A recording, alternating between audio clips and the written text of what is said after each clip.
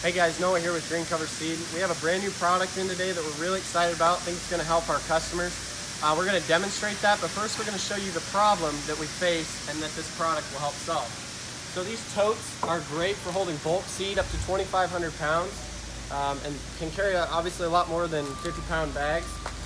But one of the issues is that once you get this flap open, it's almost impossible to stop. So this new product is called a Raimo Seed Dispenser. First you'll attach the seed guard.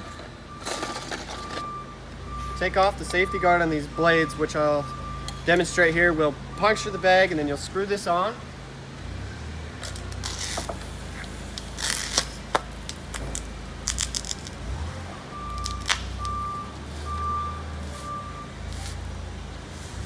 And once screwed into place, you can open this gate and control the flow of the tote bag, shutting it off so that if you have to move or you don't want to overfill your drill, this is really handy for that.